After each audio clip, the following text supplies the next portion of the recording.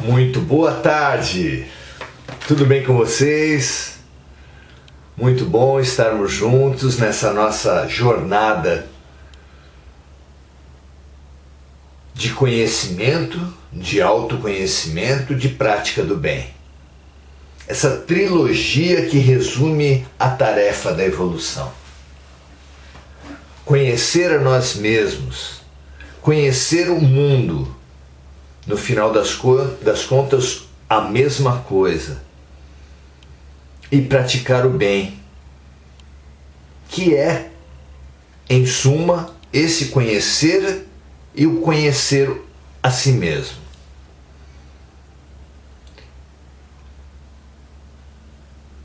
Fundamental estudarmos esse mistério e por isso estamos fazendo isso a partir do Livro dos Espíritos, que é sim uma síntese muito interessante desse conhecimento, desse autoconhecimento, dessa prática do bem. Muito bom. Começamos esse nosso estudo por essa orientação de que a grande ferramenta da evolução e da evolução ao bem e da resistência ao mal é o autoconhecimento, na questão 919, tomando depois a receita de Santo Agostinho na 919A. Fizemos até agora o conhecimento possível de Deus, fizemos o conhecimento possível da matéria e agora avançaremos no conhecimento possível também, sempre, é claro, do Espírito. Essa trilogia dos princípios constituintes do universo: Deus, Espírito e matéria. Vamos lá? Sejamos todos muito bem-vindos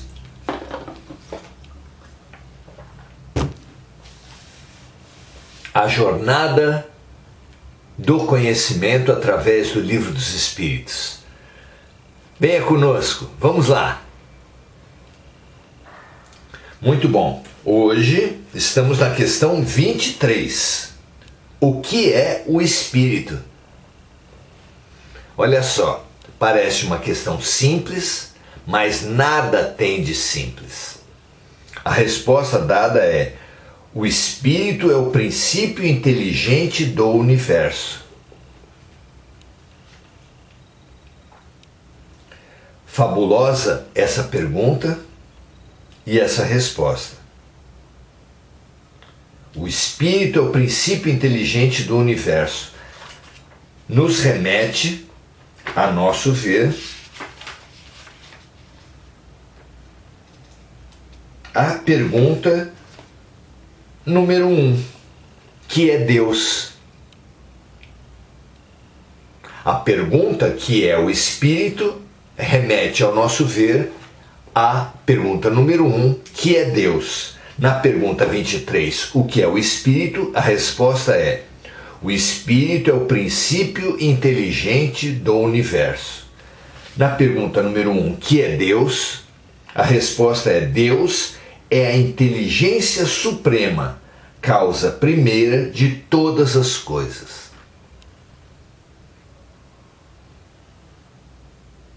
A palavra inteligência, a ideia da inteligência é o ponto de intersecção imediato entre as duas respostas. O que mais nós podemos avançar? Que Deus é descrito como a inteligência suprema e que o Espírito é o princípio inteligente do universo. Então, o Espírito, sendo uma criação de Deus e Deus sendo a inteligência suprema, encontramos no Espírito o princípio inteligente, do que podemos inferir a seguinte imagem: de Deus sendo a árvore e o Espírito sendo a criatura, sendo o fruto.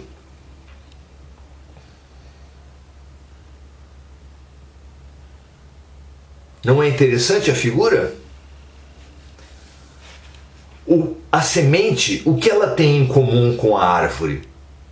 Podemos dizer, numa perspectiva ampla, que a semente é a árvore. Claro que não no imediato, claro que não na superfície, na aparência, mas na essência. Na essência e ao longo da eternidade, toda semente será uma árvore. Não é? Porque a semente é a árvore em potencial. E assim, a criatura também é Deus. Sois deuses, disse o profeta e repetiu Jesus. Nós somos deuses em potencial, é claro. Porque é claro que não estamos deuses. Mas que somos, em essência, como criatura, somos o Criador. Muito interessante vermos o Espírito como princípio inteligente do universo. A pergunta 23a diz assim: qual é a natureza íntima do Espírito? E aí nos defrontamos com o limite da nossa capacidade de compreensão. Porque a resposta diz assim: não é fácil explicar a natureza íntima do Espírito utilizando a linguagem humana. Porque a linguagem humana é feita para descrever aquilo que a percepção humana apreende. Aquilo que está para além da percepção humana é muito difícil de ser apresentado pela linguagem humana. Continua a resposta: o Espírito não existe para os homens, visto que não é uma coisa palpável. Mas para nós ele é alguma coisa. Os encarnados deveriam saber que o nada não existe. O nada é coisa nenhuma.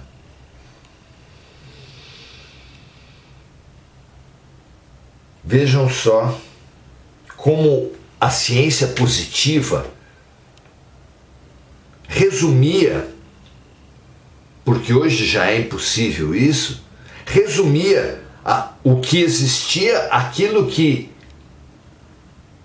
era apreendido pelos 5 sentidos. Visão, audição, olfato, paladar.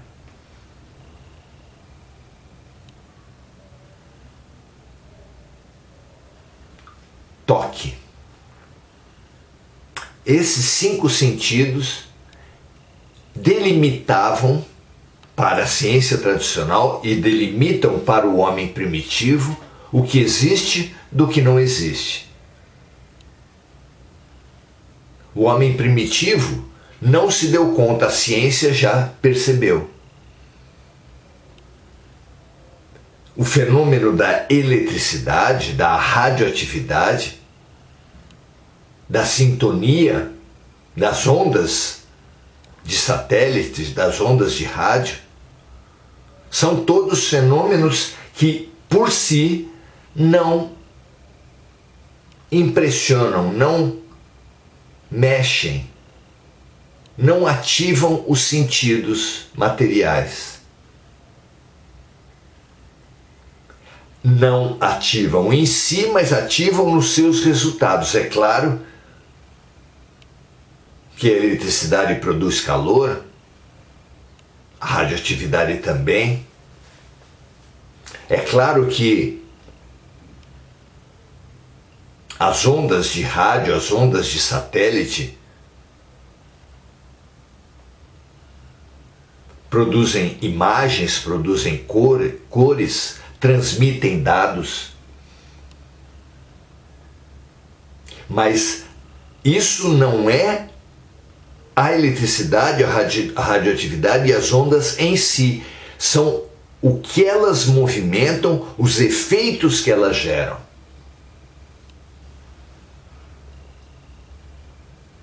Se isso o homem materialista, a ciência materialista, a matéria, argumentar que assim é possível perceber essas forças, terão que admitir também que conhece-se Deus pelos efeitos. Porque é claro que um efeito inteligente, como nós mesmos, precisa vir de uma causa inteligente, no mínimo igual, mas principalmente superior. Por isso, Deus é a inteligência suprema, causa primeira de todas as coisas, e o Espírito, o princípio espiritual, que habita o mais fundo de nós, é esse princípio inteligente do universo, cuja natureza íntima não nos é dada compreender, assim como não nos é dada compreender a natureza íntima de Deus.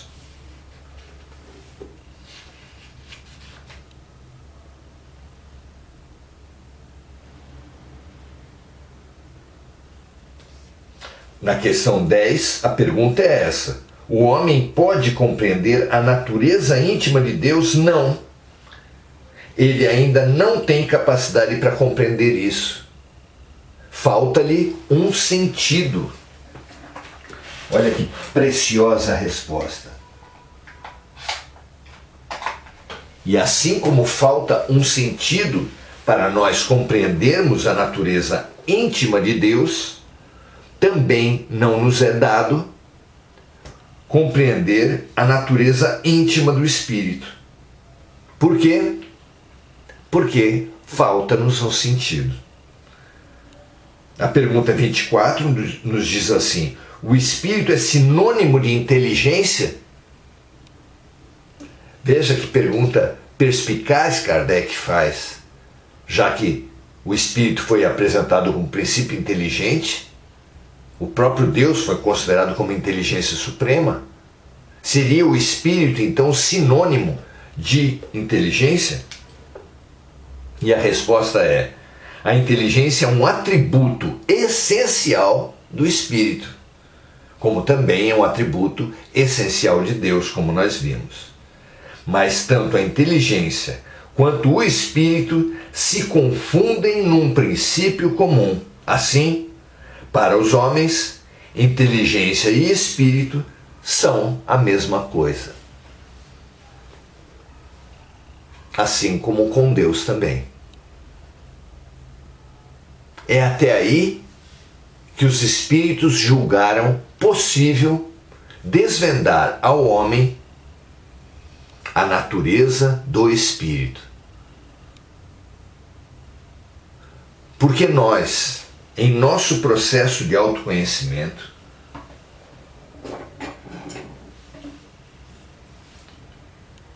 estamos fadados a essa striptease espiritual. Nos autoconhecer é uma striptease espiritual.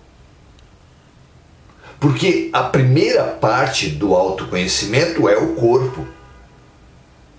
Para o espírito primitivo, nós somos homens, mulheres, brancos, negros, ricos, pobres, nacionais ou estrangeiros e assim por diante. Mas aquele que algo busca do sentido mais intrínseco, mais profundo de todas as coisas, saberá que nós não somos nada disso, apenas estamos. Mas o que há então, para além de toda essa roupagem, de todas essas vestimentas temporárias que nós usamos? Há uma essência, há uma essência de eternidade em nós mesmos, que pode sim ser chamada de espírito. Nós somos espíritos, temporariamente vestidos com uma raça, com uma classe social, com um sexo, com uma nacionalidade e assim por diante. Não é? Muito interessante que na trajetória do autoconhecimento tenhamos que passar e nos aprofundar no próprio conhecimento das coisas, das pessoas, dos seres, do universo, e que tanto fora como dentro, assim na terra como no céu, assim no corpo quanto no universo, as dificuldades sejam as mesmas. Porque o que está fora é como o que está dentro. Somos um fractal. Fractal, pesquise, é muito interessante. É toda totalidade cujas partes apresentam as mesmas características dessa totalidade. Assim é no micro quanto no macro. Como Hermes Trismegisto apresentou no Cabailon. O micro é como o macro, o pequeno é como o infinitamente grande. Assim é na terra como é no céu, como proclamou Jesus na oração do Pai Nosso. A nossa descoberta, então, é a descoberta de Deus. A nossa descoberta é a descoberta do outro. Nós somos em potencial o que Deus é em realidade.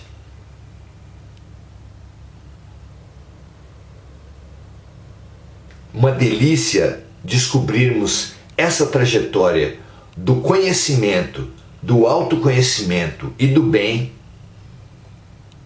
como uma única trajetória. O amor a si, o amor a Deus, o amor ao outro e o amor a Deus como uma única essência.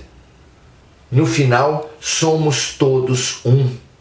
Somos tudo um. Do átomo ao arcanjo.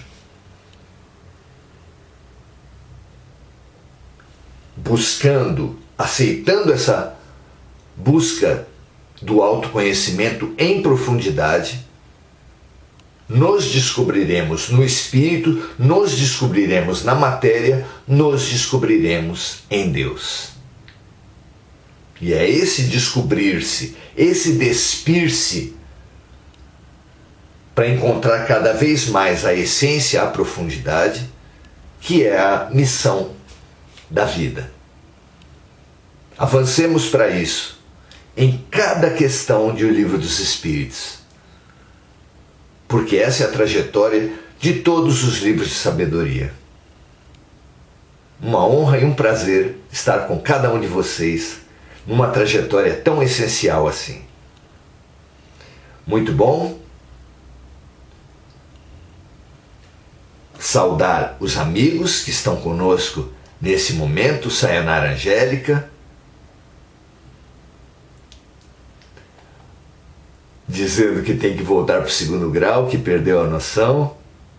A gente sempre vai e volta no processo de aprendizado, minha amiga. Todos nós, não escapa um. A Gugu Souza fala muita paz, saúde, amor, paciência, sabedoria, refazimento a todos nós. Deus nos abençoe hoje e sempre. A todos nós e a toda a humanidade. Gratidão. Gratidão a você também, minha amiga. Helena Romã, nos saudando, Niceia Tenório, nos saudando.